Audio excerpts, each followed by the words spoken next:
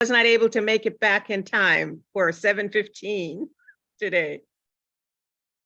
So, Hare Krishna. Sorry, you have me. Ekavir Prabhu is not here. I'm just going to chime in with what I heard Vraja Bihari Prabhu say the other day when there was a picture of him not being on. I guess there was a class and his picture wasn't there. So sorry, Ekavir Prabhu isn't here. No problem. No problem. Hari Hari. Yeah, I am missing him also.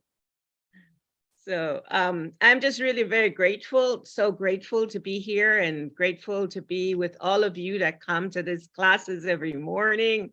And I'm just so happy that I can be included in this August assembly of devotees as well as speakers from the Bhakti Center. So thank you so very much for including me. Thank you.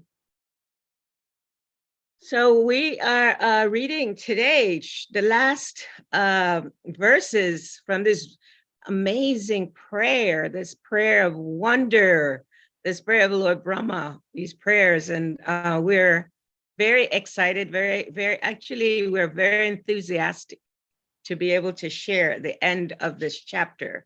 Yeah, so do I just go ahead, Prabhu? Yes. Okay. We can go. All right, thank you so much. Hari Hari. Om Namo Bhagavate Vasudevaya. Om Namo Bhagavate Vasudevaya. Om Namo Bhagavate Vasudevaya. Narayanam Namaskritya Naranchavam Narotamam Evam Saraswati Vyasam Tato Jayam Urdayat Nasta Prasha Bhadreshu Nityam Bhagavati Sevayat Bhagavati Utamashloke Bhaktir Bhavati Naishtaki. So we're reading Srimad Bhagavatam, Canto 10, last canto, chapter 14. And I believe it's texts 58, 59, 60, and 61. So we'll try to go through that really, really fast. Since we don't have that much time, let's just get this is such a beautiful verse. It's the end of this whole pastime with Lord Brahma, and the verse is just so poetic, and I just gotta really, just embrace the Sanskrit verse and try my best to give honor to this verse because it's just so beautiful.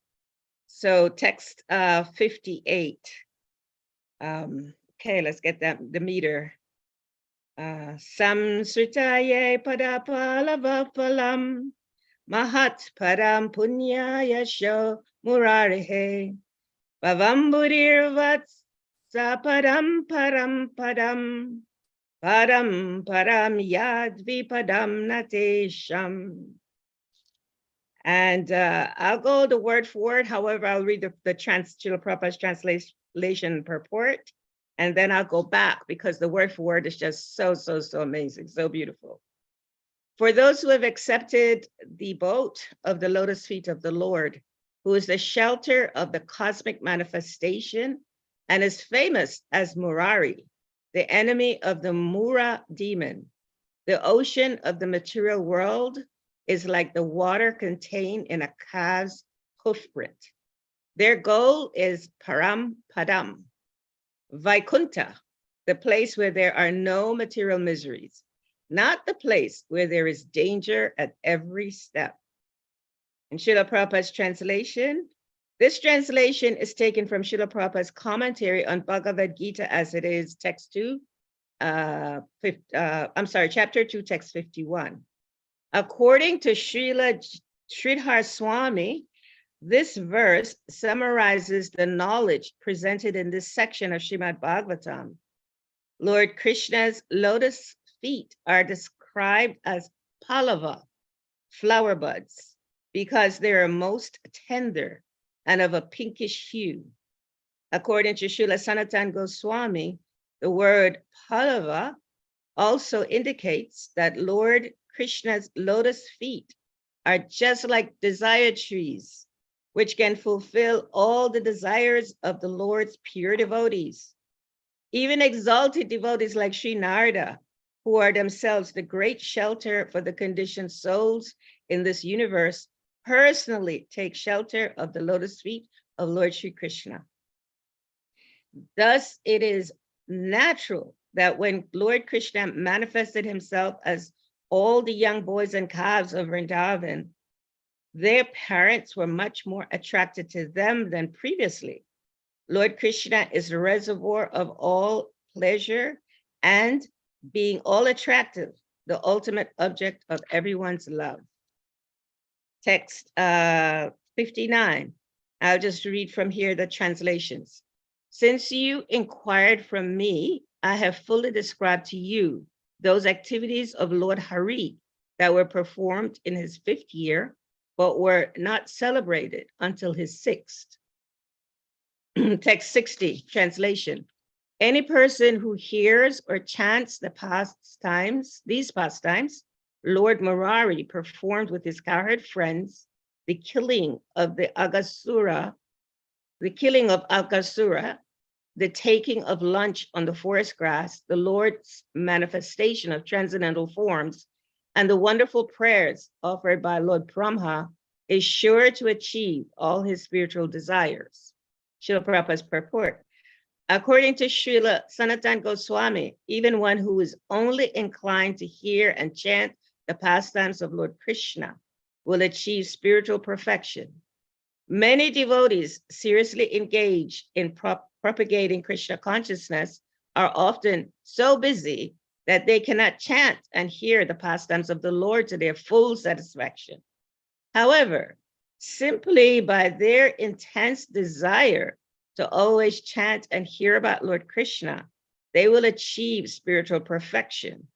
Of course, as far as possible, one should actually vibrate these transcendental pastimes of the Lord. And the last text, 61, translation. In this way, the boys spent their childhood in the land of Vrindavan, playing like hide and go seek, building play bridges, jumping about like monkeys, and engaging in many other such games. According to Srila Sanatana Goswami, the word Nilayanaha refers to games such as hide and go seek or cops and robbers. Sometimes the boys would jump around like the monkeys in Lord Ramachandra's army and then enact the building of the bridge to Sri Lanka by constructing play bridges in lakes or ponds. Sometimes the boys would imitate the pastimes of churning the ocean of milk, and sometimes they would play catch with balls. We can find full pleasure in the spiritual world with the simple condition that everything be performed in pure love of Godhead, Krishna consciousness. Om Ganatimirandasya Ganagana Shalakaya Dakshuan Militam Yena Tasmai Shri Gurave Namaha. Nama Om Vishnu Padaya Krishna Prasthaya Bhutale Shrimati Bhaktivedanta Swami Tinamine. Namaste Saraswati Devi Gauravani Pacharine Nirvishesa Sunyavadi Paschatyade Shatarine. Nama Om Vishnu Padaya Krishna Prasthaya Bhutale Shrimati Bhakti Tirtha Swami Tinamine. Namaste Krishna Padaya Prabhupada Shitatmane Shri Gaura Karuna Shakti Bhakti Tirtha Tinamine. Jaya Shri Krishna Chaitanya Prabhu Nityananda Shri Advaita Gadadhar Shivasadi Shri Gaura Bhakta Vrinda. Hare Krishna, Krishna Krishna, Hare Hare, Hare Rama, Rama Rama, Hare Hare. Panchakalpatarubhyascha, Kripasindhubhyevacha, Patitanam Pavanebhyo, Vaishnavebhyo, Namo Namaha. Hare Hare. So I caught the end of beautiful chanting. Thank you, Adipurusha Prabhu, so much. So sweet to hear you on the guitar. And then I heard the dream about Lord Nrsimhadev. So of course, as I heard that dream, I was thinking about Prahlad Maharaj and how so much of the lotus feet of the Lord is spoken by Prahlad Maharaj. Prahlad Maharaj actually speaks a lot about taking shelter of the lotus feet of the Lord. But I wanted to go back into text 58, and I want to just kind of talk about this, the Sanskrit translation a little bit, because it's just so beautiful, so poetic. You know, Lord Brahma was the original poet, And so this verse is just emanating with poetry. Every syllable is like a poem. It's like if you can hear them, they touch the tongue in such a way that you know that there is something very beautiful that's going on here. And so in the Sanskrit transliteration, samasritaha, having taken shelter, samasritaha. So this is referring to taking shelter of the lotus feet of the Supreme Personality of Godhead. And then those who, pada, of the feet, and then palava, like flower buds. So those who take shelter of the lotus feet, which is like flower buds. And when we think of flower buds, what I just wanted to interact just a little bit now in the classes to ask you, when you think of a flower bud, what comes to your mind? And I'm just gonna ask you, soft, tender, yes, soft and tender. Krishna's lotus feet is soft and tender. Actually, his whole body is soft and tender. Yeah, even though Krishna can be so strong, right? He defeats all these demons, but yet he's so soft and tender. Yeah, anyone else when you think of flower buds? Cool and smooth, yes. Yes, Krishna's body is cool. It's always emanating, this cool air, this coolness about him. And when you, it's explained that when someone comes in contact with Krishna, they just feel this natural emanation of cool and smoothness and beautiful and fresh. Yes, Krishna feet is ever fresh, right? There's always something new that all of us are always learning as we study Bhagavatam, Bhagavad Gita, Chaitanya Charitamrita, any of Srila Prabhupada's books. It's ever fresh.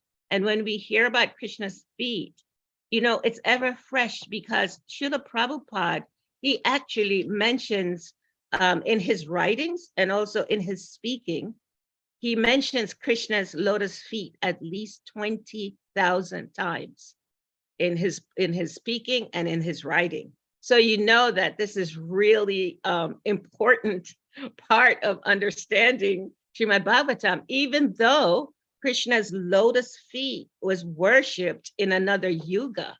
It was worshipped actually in Dwapara Yuga, because as we all know, this age of Kali, Lord Chaitanya Mahaprabhu has given us the holy names of the Lord to worship. And so this actually is not recommended so much in this yuga. At the same time, though, Prabhupada explains that understanding the lotus feet of the Lord is actually for beginners like me. Beginners, I can somehow grasp this understanding of Krishna by thinking about his lotus feet.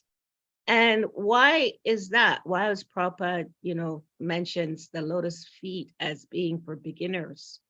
Well, one of the reasons is because when we think of the feet of any person, it kind of brings us to more of a mood of humility. Great minds think, Akidana Kelly and Pink Prabhu, Haribo. Andrea, yes, great minds do think alike. Great minds are in the Srimad Bhagavatam, these great minds. So yes, when the Lord is exhibiting these pastimes of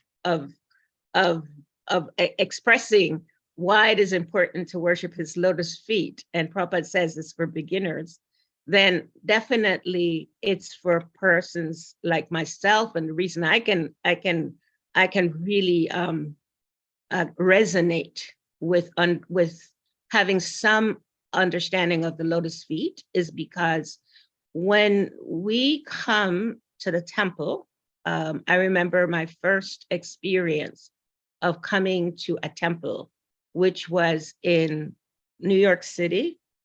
The temple was on 55th Street in Manhattan at the time. And it was in the year 1979. And at that time, Srila Prabhupada had recently left the planet. And there were many of Srila Prabhupada's disciples at that time in New York. There were actually over 100 devotees that lived in that temple on 55th Street in New York. And many of them were mostly Srila Prabhupada's disciples. So I had the great fortune of getting a lot of training from Srila Prabhupada's disciples.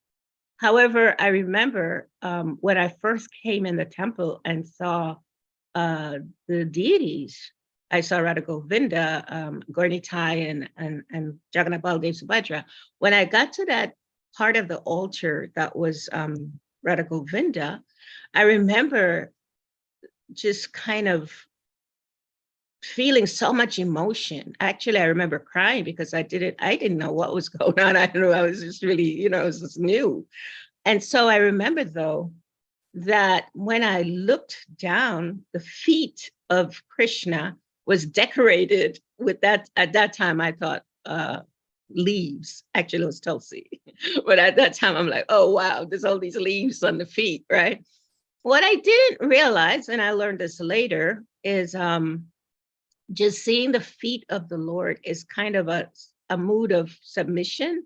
It actually helps a person develop this mood of humility.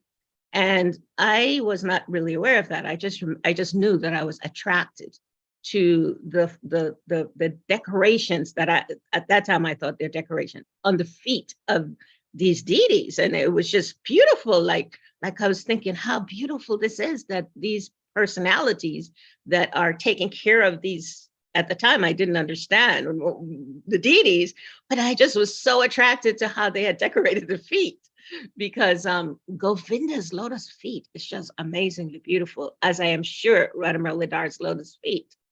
And so I was thinking, gosh, how wonderful it is when, devotees, those pujaris in the temple, when they get to dress the Lord, how fortunate that is, because they get the opportunity to touch the lotus feet of the Lord every day. And I was thinking of Vasudev there in the Bhakti Center. My goodness, what is that? What must that be like for him? That he has this amazing blessing to be able to touch the Lord's lotus feet. So this mood of the lotus feet, although it is not that it's recommended for us in this age, still there is so much affection when we think about Krishna's lotus feet, because as you all said, it represents the Lord. It represents that soft tenderness of the Lord. It represents that smooth sweetness of the Lord. It represents all of these aspects of the Lord that we are endeavoring to connect with. And so again, in this verse, which is, as I was saying, this verse is just so beautiful.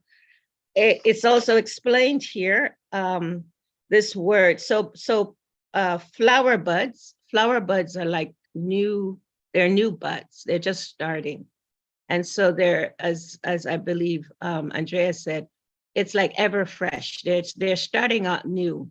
And we are like that in the sense that even if someone has been a devotee for 50 years, there are some devotees that are going on 60 years of engaging in devotional service.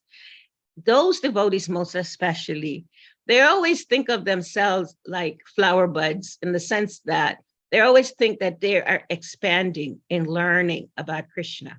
They never think, oh, I know it, I got it. I'm totally, I've been doing this for so many years. I understand Krishna, I know Krishna. Actually, the more senior a devotee gets, the more those devotees realize Krishna is ever fresh and there's always something new that I can be learning. And those devotees, those devotees that are having that type of consciousness, we are very attracted to them, because that kind of humility is very attractive. Whenever we see a devotee that's having that mood, even though they may be so senior, I don't know anything, I'm just learning, I don't, it's a very attractive quality. And so, because this is like what's being described about Krishna's lotus feet, it's like a bud, it's like new, that's always ever fresh, there's always something new. We can never ever know everything about Krishna, it's just not possible, right? So this Sanskrit word, palava, is a description of Krishna's lotus feet. It's ever fresh, it's ever expanding. We're always expanding also as jivas. And plavam, which are a boat, plavam. So that there you get the pronunciation, palava, plavam. And so here it's also explained that param, which are a boat. So Krishna's lotus feet is being explained like it's like a boat, which can actually take us across material miseries, right? The boat, the ocean. This boat can take us across the ocean of all the material anxieties and anguish and frustrations and disappointments that we may experience in our lives. And so this boat, Phalam, is explained here to by Shukadev Goswami to help us to remember that Krishna's lotus feet is always, that boat is always there. That boat will always be there to take us across whatever material anxieties we may be experiencing. And so this aspect of Krishna's lotus feet to be understood, like it's there to give us shelter. Krishna's lotus feet is there to help us to move forward, and to help us to let us know that yes, this by us taking shelter of Krishna's lotus feet, we will always feel, like Ken Prabhu said, smooth and calm. This is smooth and cool. This is what Krishna's lotus feet. Don't worry. This boat is here. It will smoothly and it will smoothly carry you over the ocean of material existence. Then the other word, mahat, this is translated of the total creation or of great souls. So mahat, total creation. So Krishna says in Bhagavad Gita that he is the seed-given father. He is everything, right? Krishna explains that to us. He is actually the creator of everything. Actually, I was listening to a class of Srila Radhanath Maharaj that he gave many years ago. I think it was in like the 90s or something. And he was speaking about Brahma, and he was saying that Brahma is kind of in terms of thinking about Brahma and his power, of course, prior to Brahma supplicating himself to Krishna in prayer. Brahma is like how did he describe it? He said Brahma is like a speck of snow, a speck of snow in the when there is no snow and there's a speck of snow on the ground, speck of snow. So just imagine, he said you can't even see a speck of snow. That's actually the insignificance of Brahma as compared to Krishna, right? So here, Krishna is, his lotus feet is described that as the total material creation, that is the shelter of his lotus feet covers the total material creation.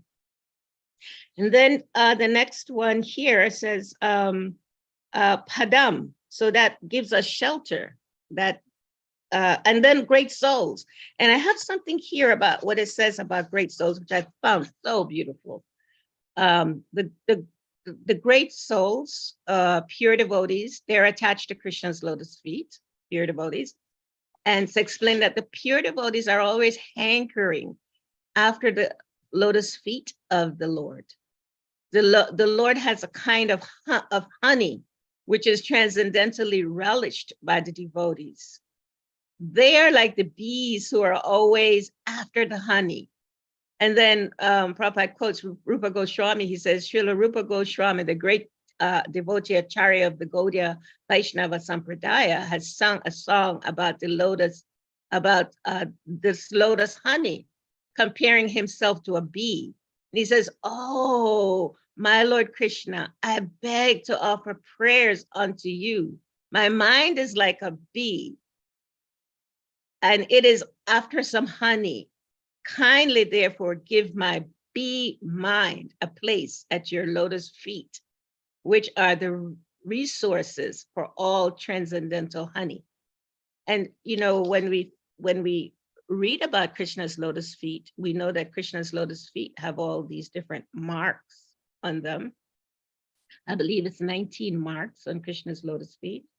And one of the marks on Krishna's lotus feet is the conch, which actually helps us in that aspect of that mark on Krishna's lotus feet, helps us to control our mind. And here we hear Rupa Goswami, this very exalted devotee, is speaking like this about himself, that I am like a bee and I'm just after the honey. And then he says, even big demigods like Brahma do not see the rays of the nails of your lotus feet, even though they are engaged in deep meditation for years together. Still, O infallible one, my ambition is such, for you are very merciful to your surrendered devotee, O Madhava. I know also that I have no genuine devotion for the service of your lotus feet. But because your lordship is inconceivably powerful, you can do what is impossible to be done. And therefore, I am very much attracted by them. So this is Srila Rupa Goswami. So where this Sanskrit is explaining Mahat, Krishna's lotus feet, give shelter from the total material creation, and also the great devotees, they take shelter of the lotus feet of the Lord. And this is exemplified by Srila Rupa Goswami for us. He's like thinking he's like a bee looking for the honey from Krishna, right? The sweetness from Krishna. And then the next word is padam, yes, the shelter. And then punya, supremely pious. So Krishna is virtuous. He's a supreme pious person. And everyone gets that mercy when they surrender to serving Krishna's lotus feet. We also become pious. I also become pious by just even having that meditation of serving Krishna's lotus feet. And then the other, I'm just going to go through a couple more. Krishna is famous. So we see that, there's so many devotees that have served the Lord, and we hanker to hear about them. Even Lord Brahma, this pastime is a pastime of wonder. And Brahma is teaching us, he's instructive, he's helping us to understand how not to offend a great person, because Krishna is playing that role. Of course, we know that this is a pastime that's arranged. However, Krishna is playing that role and allowing Brahma in this pastime to to offend him, to be offensive. And then Krishna, by his wondrous nature, of course, we know that he manifests, the cowherd voice. And in this way, we learn, like Lord Brahma, he thought he was very powerful. He thought that he could outwit Krishna, but Krishna showed him, no, that's not possible. And so then I can check my consciousness in thinking, how often do I try to outwit Krishna? What is it that I try to do to not take shelter of Krishna's lotus feet? And so Krishna is, he's famous. So for those that take shelter of Krishna's lotus feet, they also become famous. And we see that our Srila Prabhupada and even some of Srila Prabhupada's disciples are very, very famous because they've fully taken shelter of Krishna's lotus feet. There is a mood in ISKCON right now, I think, where everyone is focused, which is rightly so, on Srila Prabhupada. At the same time, because I personally was introduced, I want to say, to Srila Prabhupada and introduced to the path of bhakti by a very surrendered devotee to Srila Prabhupada, a very surrendered disciple of Srila Prabhupada. For me, it's so important to acknowledge those persons in my life that has assisted me to still be on this path of bhakti. So devotees like Radhanath Swami, devotees like His Holiness Bhaktitirtha Swami, my revered spiritual master, there's no way that I minimize Srila Prabhupada, because I know it's only by their mercy that I'm able to understand Srila Prabhupada. And it's only by Prabhupada's mercy that I was able to get their association. So it's a symbiotic arrangement. And I absolutely, totally respect that. And so, yeah. Then the Murari of the enemy of the demon. So that's Krishna. Krishna is the enemy of Mura. And you know, Mura is that demon that, remember, he was the assistant to that I can't remember his name right now, but he was the one that took Bakasura, I believe. Bakasura took 16,000 princesses and had them all locked up, and they were crying out to Krishna. And Krishna went to get them. Krishna went to save them, as Krishna does, as he can do. And when he went there to save them, this Mura met him. He was the first in chief or something like that. And he met Krishna, and that was the first one that Krishna like, okay, you know, I'm sorry, I got to kill you. And so, you know, Krishna just like, okay, that was it for Mura.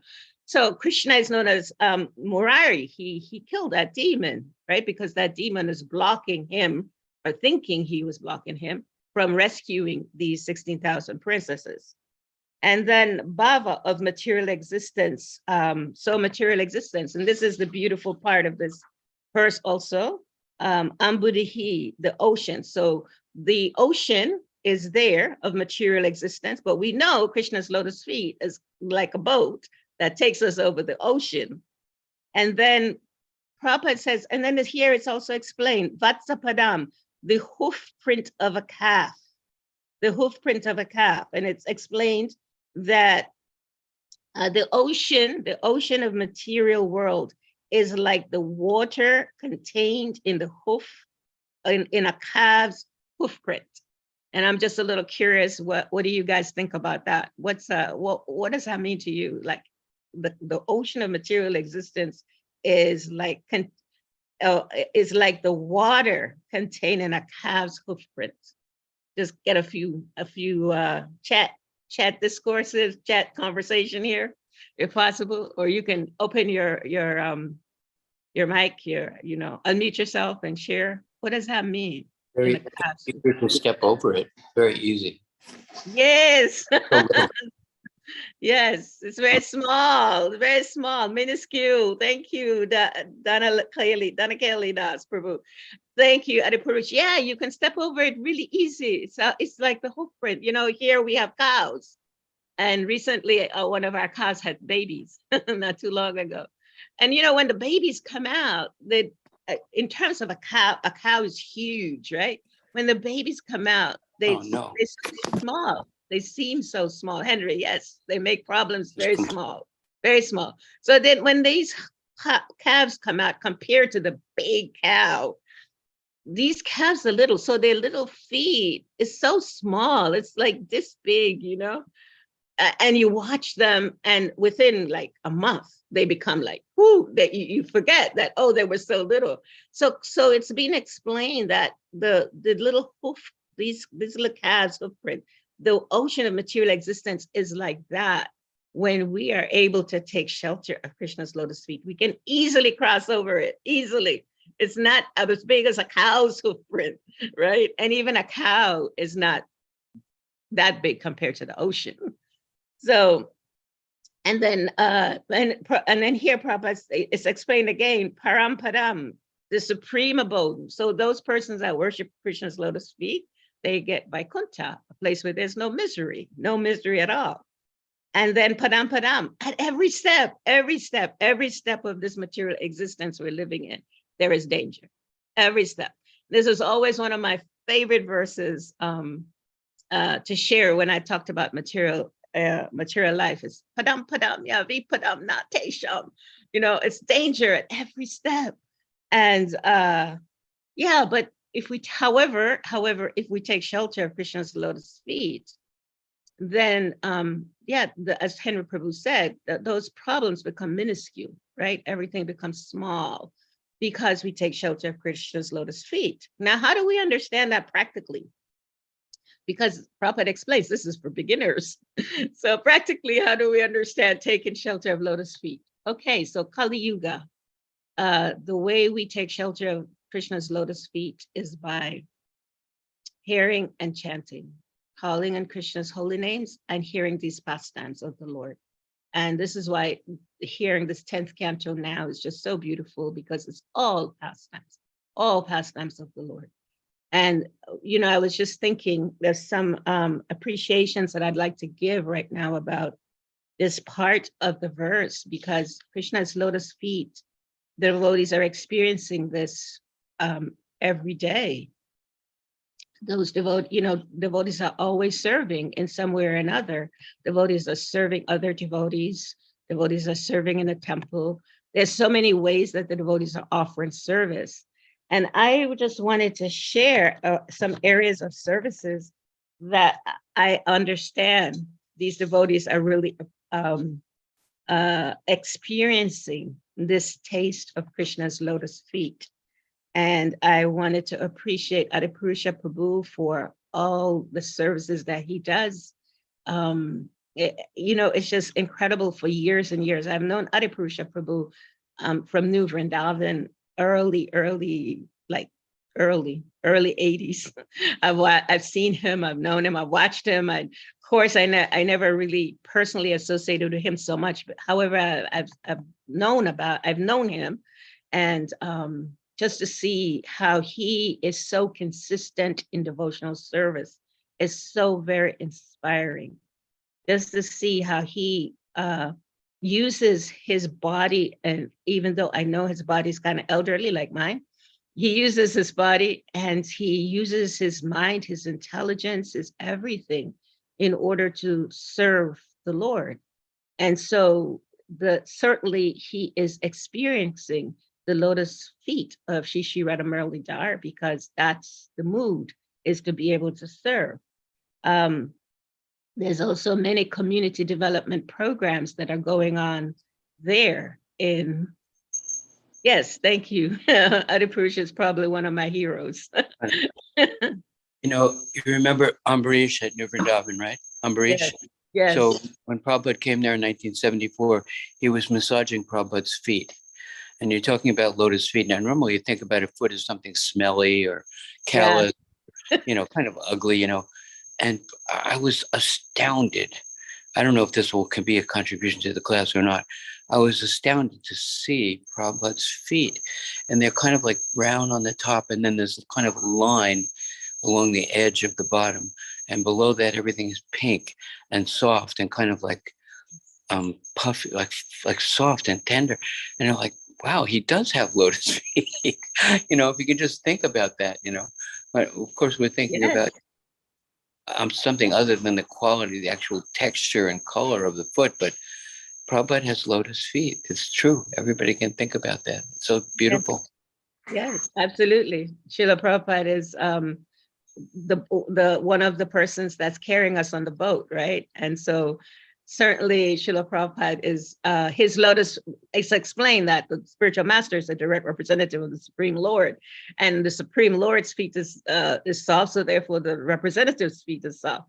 So it's so beautiful how you shared that, Prabhu. Thank you so much. Srila Prabhupada's lotus feet is definitely exemplary for all of us, because Srila Prabhupada's lotus feet is it's padam, it's samsrita, is taking shelter, giving us all shelter.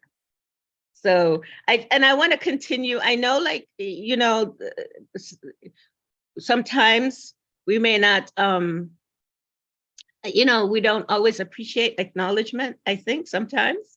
However, one of the things I learned from my spiritual master, His Holiness Bhaktitirtha Swami, is that, devotees are all endeavoring to serve. And so it's very key, to remind devotees of how beautiful it is that they're endeavoring to serve. And so, in continuing with appreciation, I just want to appreciate the devotees that are engaged in this Sangha that's Spirit Matters. I find that Sangha to be really beautiful. And I want to thank Dao Gauranga Prabhu for all that he does to bring many different strategies of how to engage many different people in serving Krishna's lotus feet. I also want to appreciate this community program that I saw recently. It's called, I believe it's an annual Prabhupada's marathon to distribute Bhagavad Gitas. And it's Live to Give. And that's another aspect of appreciating and understanding how to serve Krishna's lotus feet. Growing bhakti. This is another aspect of Krishna's lotus feet. This is how to study Srimad Bhagavatam. This is being given there at the Bhakti Center. All of these programs are being given at this Bhakti Center, a volunteer program. And it's key that those persons that come together to strategize how to bring people to Krishna, how to bring people to Krishna's lotus feet. Thank you, Andrea Prabhu. How to bring people to Krishna's lotus feet. This is what our Sangha of devotees, this is what we're all about, is to have that enthusiasm to bring others to experience what it's like to take shelter of Krishna's lotus feet, what it's like to take shelter of the feet of the spiritual master, what it's like to take shelter of each other as devotees.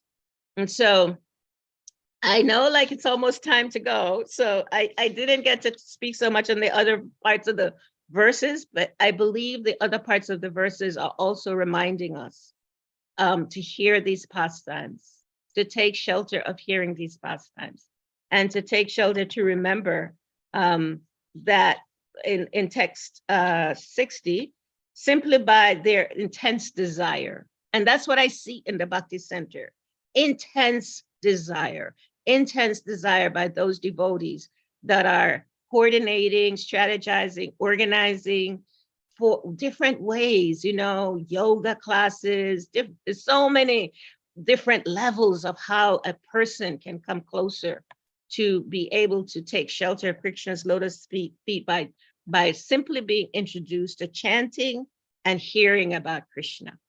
And so I'm going to close this session with a quote from, I believe, Dayal Gauranga Prabhu. Dayal Prabhu, he said, "Success is what brings us closer to Krishna." And so success for us as devotees is certainly to take shelter of hearing and chanting, which is the aspect of taking shelter of Krishna's lotus feet.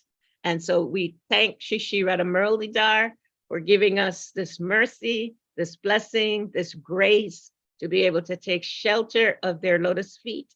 We thank the pujaris that every day make that possible. And we thank all of the devotees, everyone that's involved in this beautiful, beautiful celebration of serving the Supreme Personality of Godhead. So we're bringing in the new year, always remembering that we are simply servants and we're bringing others. We're serving others and inspiring them as best as we can, according to our capacity, to take shelter of the Lord. Thank you so very much. It's 8 o'clock. Thank you, Vraja Lila Prabhu. We felt very sheltered when you were speaking and glorifying Krishna and guiding us in this meditation on Krishna's lotus feet and his pure devotees' lotus feet. Beautiful class. Thank you. Wonderful offering.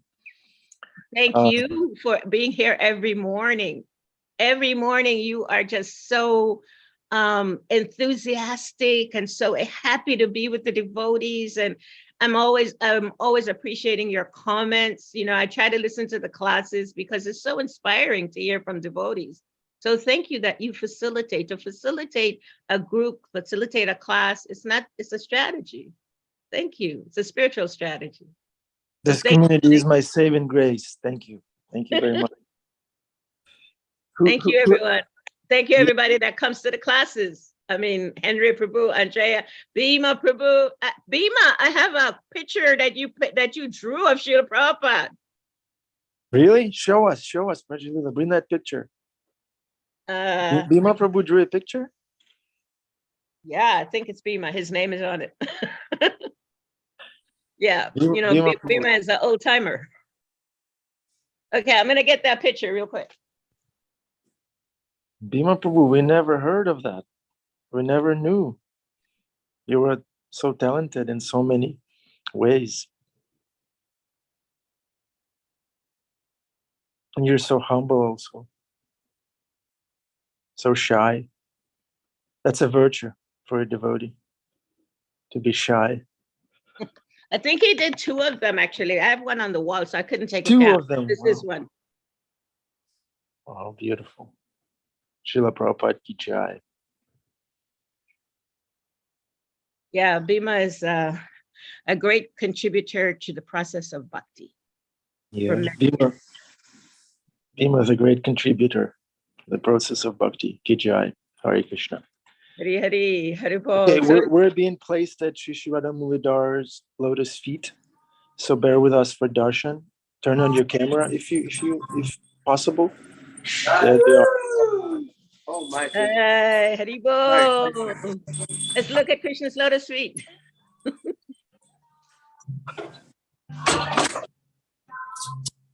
Nityananda's lotus feet, ki jai. Lord Chaitanya's lotus feet, ki jai.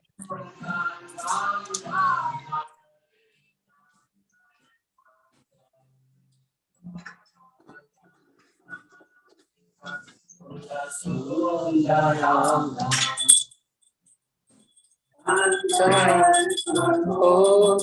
Kamaniya, Vishesha Stova.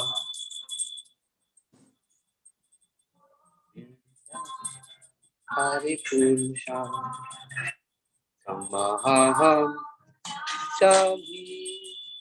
Govinda. Hari Purusha. Kamaham.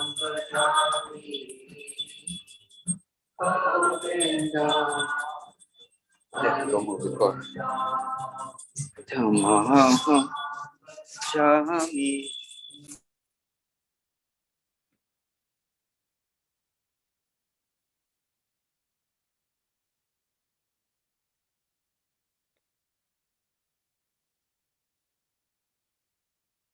Bhima Prabhu, who's the author of that painting?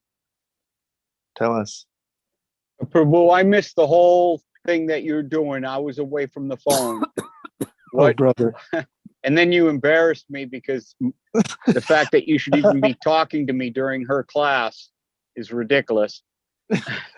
What was the question? No, Lila Devi has a beautiful picture of Srila Prabhupada that was drawn by a devotee named Bhima. Is that you? Oh, yeah, no. No, I didn't know there was a Bhima artist. I'm certainly not that. You thought you were the only Bhima in this movement? Yeah, I thought so. I thought the only one, Bhima Das, puffed up enough to feel as large and strong and voracious. Yeah. Yeah. Hare Krishna. Does that mean, Bhima Prabhu, that you were the artist from New Vrindavan?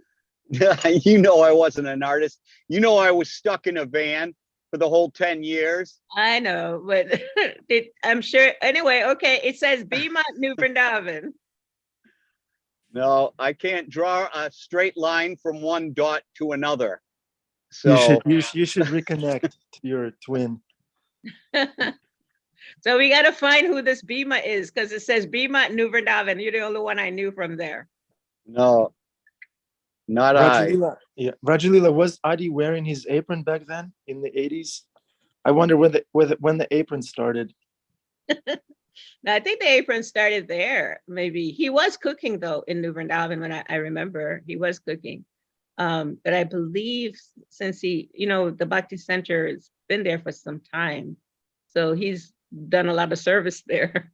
There's a restaurant there prior to Divya's. There's so many, yeah. So historically, he's been cooking. I remember that. Ananda Bihari, you know how sometimes in India you'll have murtis and they'll have the clothes, they'll have the clothes drawn on already. Like the murti, the clothes are part of the murti. They're carved in. That's him. He can't get that apron off. I've never seen him without that white shirt and apron. So I actually think it's his skin. He's shape-shifted into what he is. Yeah. Yeah. Vraja Lila, I was just astonished at your, I don't know, enthusiastic glow, your effulgence, how beautiful and happy you are.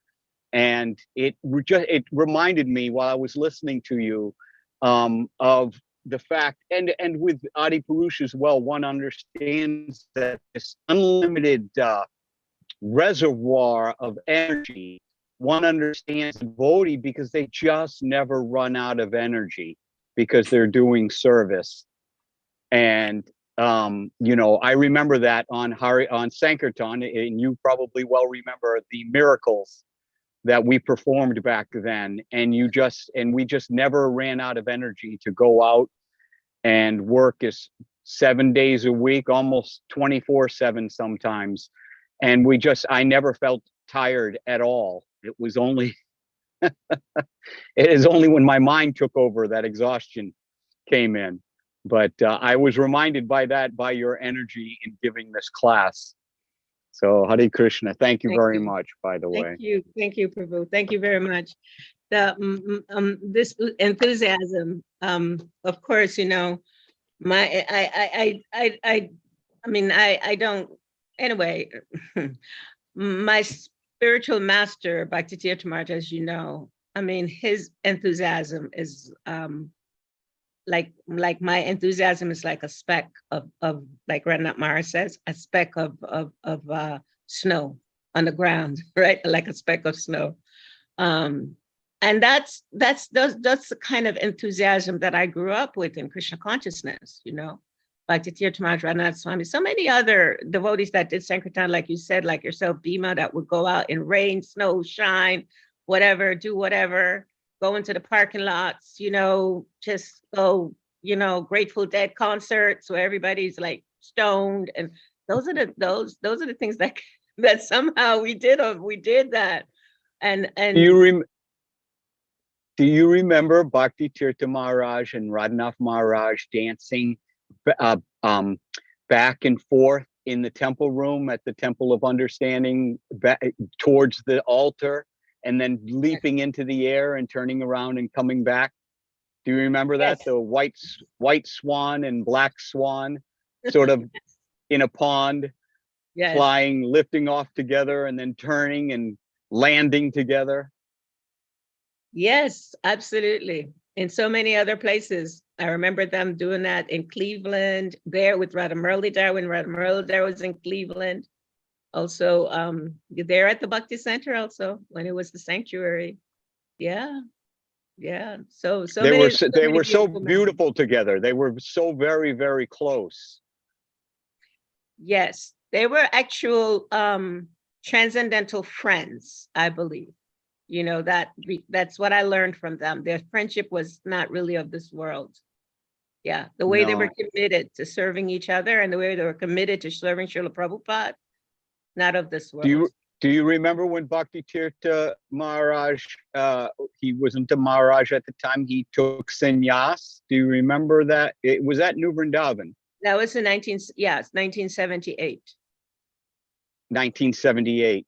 Okay. I wasn't there at that time. I must have. Do you remember the story of him putting on his sannyas? I'm not sure what it's called, the sannyas kirta or the dress, and he put it on wrong, and during kirtan when he was dancing it came off. Well, you know, yeah, I heard that pastime. I actually met Bhakti Tirtha Maharaj when he just became sannyas. I met him in 1979. So he was a sannyas. He had just taken sannyas from Kirtananda at that time, Maharaj. And and so I knew Bhakti Tirtha Maharaj for maybe 10 or so, maybe more years before he actually took that service of being a guru. Yeah, these devotees, like Adi Purusha and you, Bhima, and so many devotees, you're just such beautiful examples for all of us. And we thank you. We thank you so very much. I don't know about beautiful. I'm an example, all right. You need a positive example like yourself and Adi Purush. And then you need, what is it called? Nivritti, the things you shouldn't do. I'm that example. So I take great pride in being the forefront acharya of do not follow this fool. Srimad Bhagavatam have all those people, what to do and what not to do. Srimad, Yes. they make Srimad Bhagavatam. So we need... we need both. We need both of them. We're important. Us mudhas are very important to the Bhagavatam. Otherwise, what would the heroes, what would the saints have to do if they didn't have to rescue somebody? Your humility is weakening me. Like Srila Radhanath Maharaj, when you would say anything to him, he would always have a comeback that was so humble. Yeah. What do I say? I'm starting to feel like that, Bhima Prabhu. I don't know what to say. His comebacks would always be prefaced with a raised eyebrow.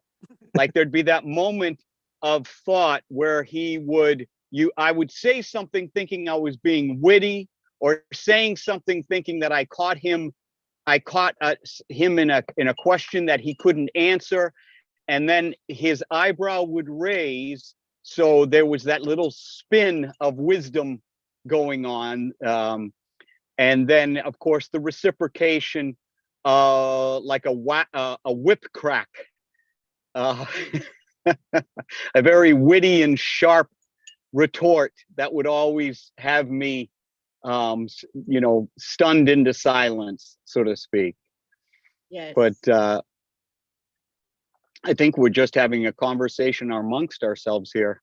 I'm just going to read Anyone else? What's in the chat here. We're fortunate to have Adi with us always. Thank you for praising him. He's, like I said, he's one of my heroes. I appreciate Ananda Bihari Prabhu for always being here to hold Srimad Bhagavatam no matter what. Yes, Ananda Bihari, thank you. And thank you for including me and Ekavira Prabhu. We feel so blessed by you. When you offer praise or appreciation, we accept it, and then we say, "All glories to Prabhupada. By the grace of my spiritual master, I'm accepting appreciation, but I want to give the credit where the credit's due." Mm-hmm. And about the apron is simply a servant's garment. And Adi Purusha Prabhu, you could not accept that mercy of Prabhupada, but you do. You do. And so you do that. By his grace, we accept his grace. Yes, it's always by his grace. You can refuse his grace, and you don't. And I've seen you over the years. It's not like it's always been a piece of pie. You know what I mean? You never gave up.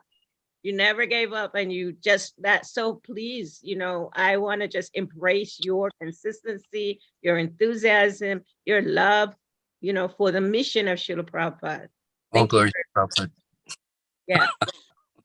Okay, and then there's appreciations here. And Ananda Bihari Prabhu, yes, we appreciate Ananda Bihari Prabhu so much. We're coming into a new year, and all our success is by how we appreciate each other. Really, that's what I think. Krishna is pleased with that. Yeah, the Bible says rejoice. We actually rejoice just by the existence of these devotees. Dayal, Gauranga, Puru, Vasudev, all these amazing personalities, just their existence is so inspiring that it causes us to rejoice. We want to thank Krishna for the association of devotees. We've really been blessed. And these devotees, they have so much enthusiasm. Like Ananda Bihari, he's here every day. I saw that Dayal is starting something new that he's getting involved in. I'm like, Dayal, okay, maybe, this chill a bit. There's a lot that you're involved in, but he's so enthusiastic, so eager, it's just so beautiful. Vasudev there, like you said, every day with the deities, I mean, it's just, these devotees, they're saints, really. They're saints. Maybe, actually they're more than saints, because they're Krishna's devotees. So thank you guys so very much. And I'm very sorry Kavir wasn't here. I'll pull him, make sure he's here next time. Thank you, Rajalila. Please convey our deepest, warmest regards to Kavira Prabhu. I will. Yeah, he went on an out-of-town trip with another devotee yesterday, and they were supposed to be back. So yeah, he called this morning and said, so sorry, not making it back in time. Yeah. Adipusha Prabhu, you were saying something? No? No, glory to Prabhupada, that's all. Yeah, that's right. Thank you very much, Bye. dear devotees. Rajalila Prabhu ki jai, Srila Prabhupada ki jai, Srila Radhanath Maharaj, Srila Bhakti Tirtha Swami Maharaj ki jai. Thank you very much. Come again tomorrow. Come again next year, rather. Next And, year. Love you all. Hari Hari Bol. Hare Krishna. Hari. Thank you very much, Ananda Bihari Prabhu. All glories to you and your service. Hare Krishna. All glories to Prabhupada. Hare Krishna. Jai Srila Prabhupada.